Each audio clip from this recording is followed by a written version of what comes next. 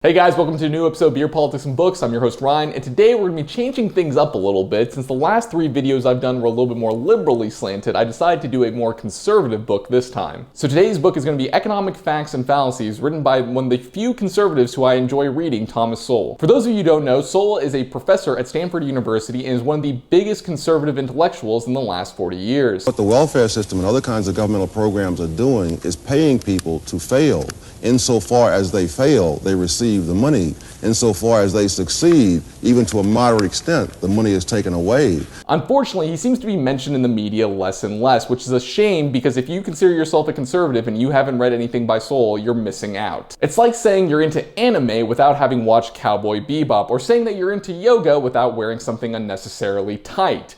You're not a true fan unless you've done it. The book talks about 6 different topics and problems that we often talk about in society, and how the way we talk about those things are generally riddled with half-truths and fallacies. The first problem he talks about is affordable housing, and how the problems associated with affordable housing are generally caused by these same liberals who are trying to fix it.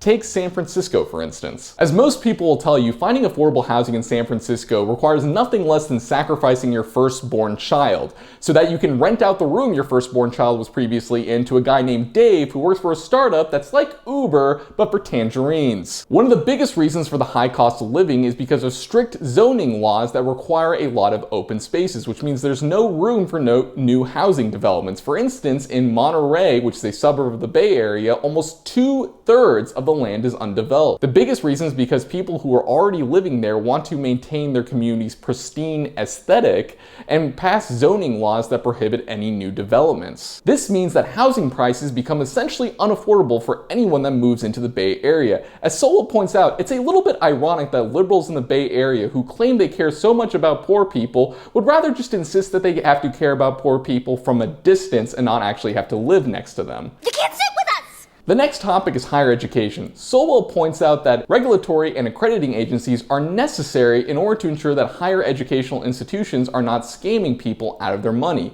as our current president should know. However, accrediting agencies' arbitrary rules can sometimes be the reason why college costs so much money. For instance, the University of Colorado Law School significantly reduced its costs by hiring adjunct professors who were judges and lawyers who only taught part-time. However, the American Bar Association nearly stripped the University of Colorado of its accreditation because they didn't have enough full-time professors. Even though 90% of Colorado Law School graduates pass the bar exam on the first try, which is better than most Ivy League schools, the ABA still threatened them. This caused the University of Colorado to have to hire more full-time professors, which caused tuition to go from $6,000 a year to $16,000 a year. Another requirement is for top schools to look super selective.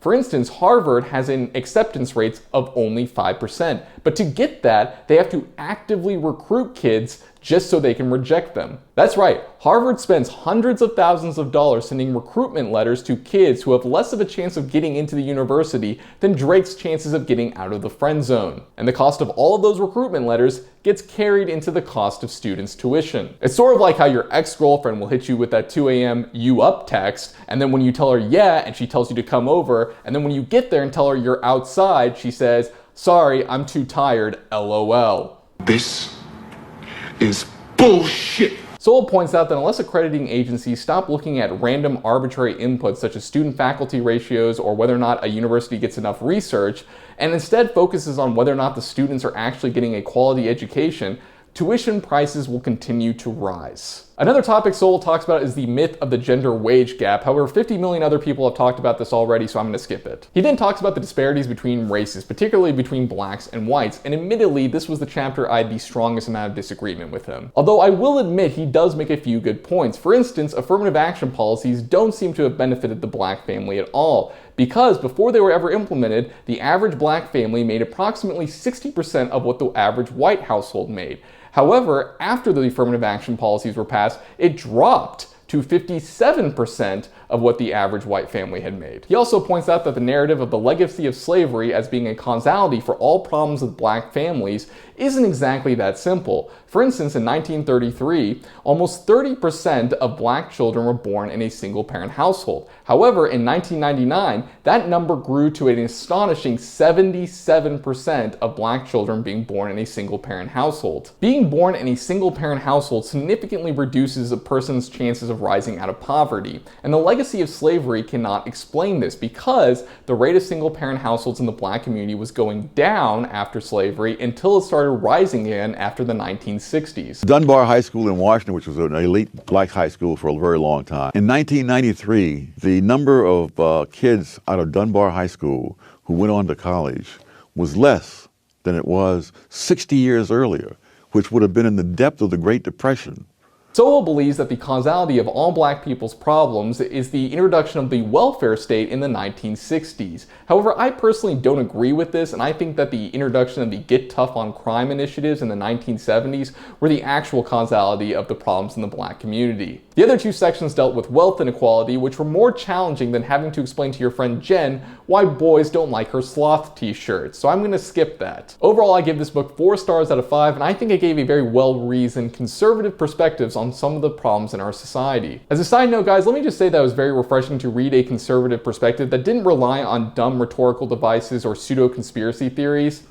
Honestly, I feel like the downfall of the conservative movement was when we started replacing conservative intellectuals with just big personalities. From the 1980s to today, we went from this. Now that Mexican immigration over the border is a good thing. It's a good thing for the illegal immigrants.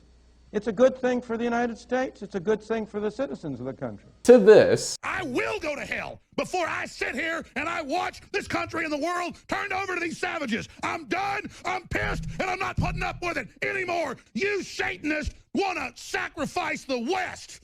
You want to kill the beautiful goddess that is the West. You people are enemies, and we're going to get your asses, and we know what you're up to, and we're coming for you. It shouldn't be surprising that when the voices of conservatism were actually smart, rational, and reasonable, we got candidates that were also smart, rational, and reasonable. However, when you have bombastic, conspiracy-honking narcissists defining your ideology, is it really that surprising that you have a candidate that reflects that? Anyways, guys, that's my review. I hope you guys enjoyed it, and stay tuned for more on BPB.